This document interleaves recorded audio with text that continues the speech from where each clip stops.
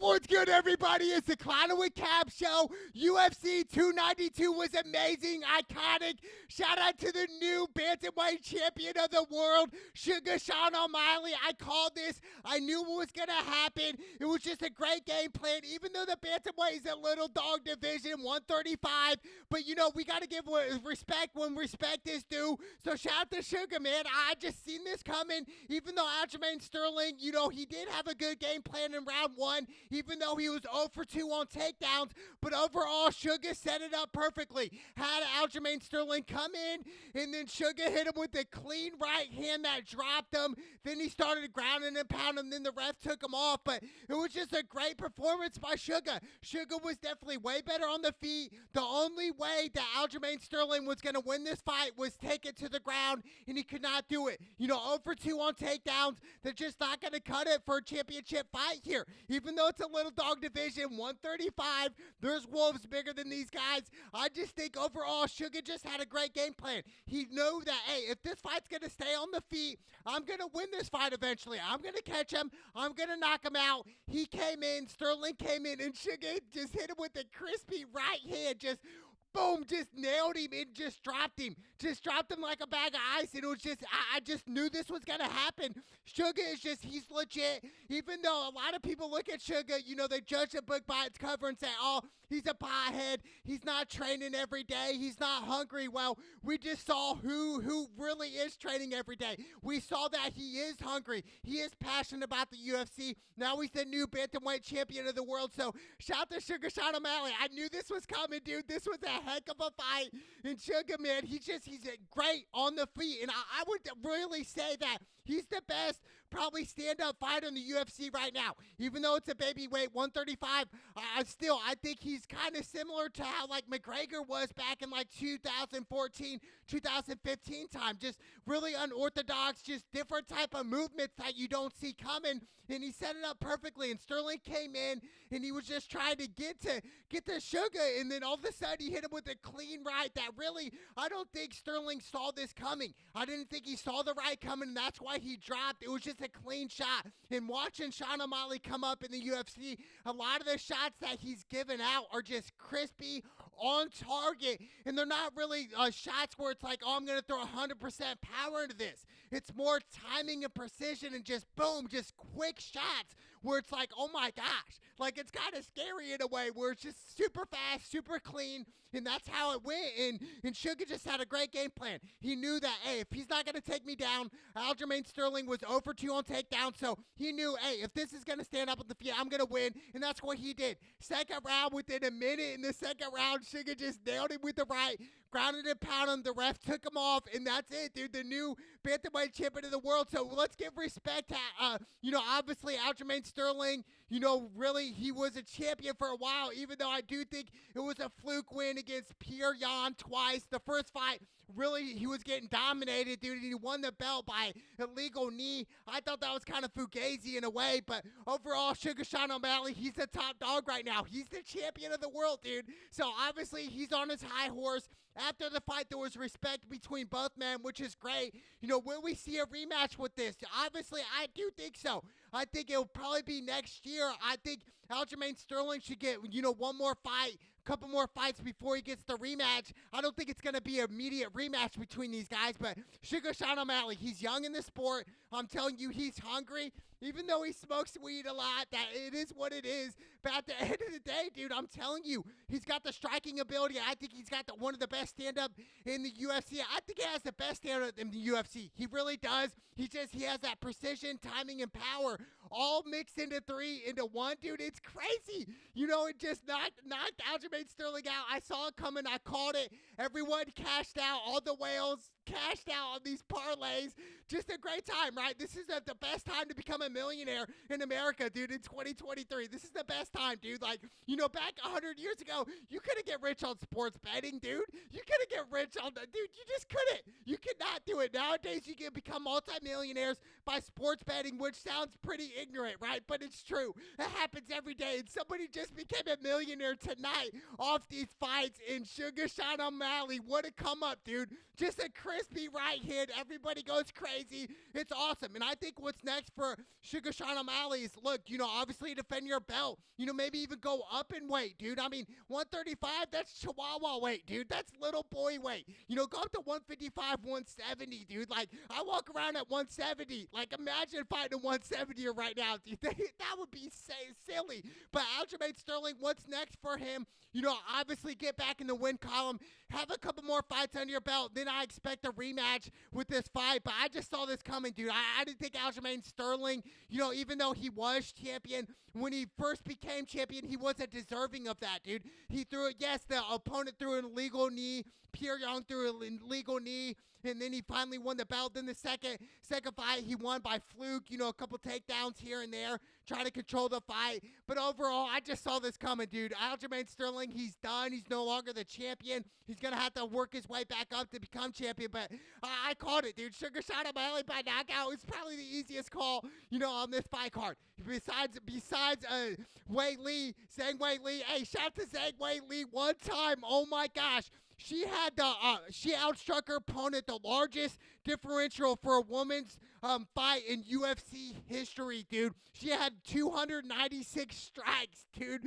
And her opponent, Amanda, had 29 total strikes. It was a pure domination. The only time Zhang Wei Li was in trouble was in the first round when she almost got choked out by a guillotine by Amanda. And it looked like she was going to do it. And it reminded me of the Brian Ortega fight with Volkanovski. It was just like, oh my gosh, Volk's about to lose, but somehow he got out.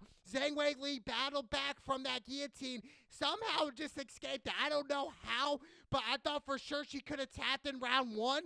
But at the end of the day, Zhang Wei Li, even though I called knockout, she still won in this fight. She had 6 takedowns. Over 16 minutes of control time. It was pure domination. It was a pure massacre, dude. Like, Zhang Wei Li was on this level, and Amanda was just so below her, dude. It was crazy. I just think for Zhang Wei Li, I do want to see Rose Namajunas get a fight with her because she's already 2-0 against Zhang Wei Li, so that would make sense for me in the UFC. But Zhang Wei Li, it was pure domination, dude. I mean, 37 body shots, 106 headshots, dude. 163 significant strikes on Amanda. It was crazy. Zhang Wei Li is just on a different level. She's quicker, she's faster, she's stronger, and obviously she has the heart of a champion because she retained her championship belt. It was awesome, dude. A strawweight belt, it's amazing. Zhang Wei Li, I'm telling you, I think she's going to continue to win. How long is she going to be a strawweight women's champion of the world? I think for the next 5 years. And this is how she's going to do it, is if she continues to fight how she's fought this fight. Keep her distance, crazy strikes, and if she wants, she's going to take you down as well. I do think there are some weaknesses in Zhang Wei Li's fight, where it's like, obviously Amanda didn't shoot for the takedowns, but in recent fights, there have been fighters like Rose to shoot for the takedowns. In that second fight when Rose Namajunas beat Zhang Wei Li, it was the 5th round, and she got taken down in the 5th round. That's how she lost that fight. I think this was a couple years ago, back in 2021, 2020. But I just think Zhang Wei Li right now, she's at the top of the pinnacle. She is the champion right now, so anybody who's going to try to dethrone her, I don't think it's going to happen. I really don't, but it's crazy. 296 total strikes to 29. It was like Division 1 versus junior varsity in high school. That's what it was like. That's what we got to witness. It was just a complete massacre. It was one of them where I was like, how is this fight even happening right now? How did the UFC say, hey, yeah, this chick Amanda is the perfect match for Zhang Wei Li? It was just a slaughterhouse. It was a slaughterhouse. It really was. So shout out to Zhang Wei Li. She's still the champion of the world. 2 champions. It's amazing. Shout out to Zhang Wei Li. And then we got Ian Gary. He's got some hype around him. He's an Irish guy. We saw him, in a bar with his UFC gear, pumping up the fans. That was pretty tight. He won this fight by a decision. He had 111 total strikes.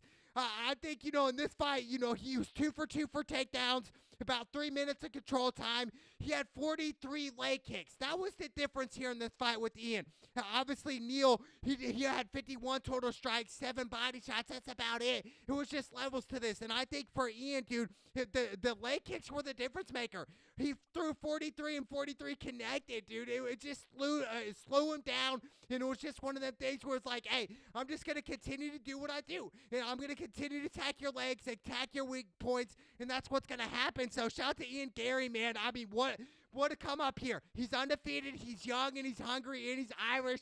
So, you know, McGregor's on his side. So shout out to Ian Gary, buddy. Huge story. Shout out to Chris Weidman coming back.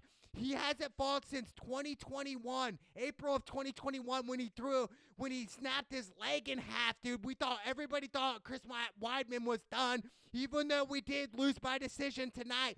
Him coming back in this fight, we saw the aftermath where both fighters respected each other, hugged it out. But for Chris Weidman to come back from that type of gruesome injury back in 2021, this is probably the greatest comebacks in UFC history, dude. Like, everybody wrote Chris Weidman up back in 2021. You know, we could go through the comments. Everybody's like, he's done. That's it. It's over with. But he fought, even though he lost this fight, he gained a lot of respect from the MMA community where it's like, hey, he never gave up. Chris Weidman, he's the same guy that knocked out Anderson Silva when Anderson Silva got too cocky. So I love Chris Weidman's story, even though I do think he's towards the end of his career. And what a time, dude. I mean, to come back and do this fight, dude, 2 years later, dude, it's awesome, man. It's a definition of never giving up and continue to chase your dreams.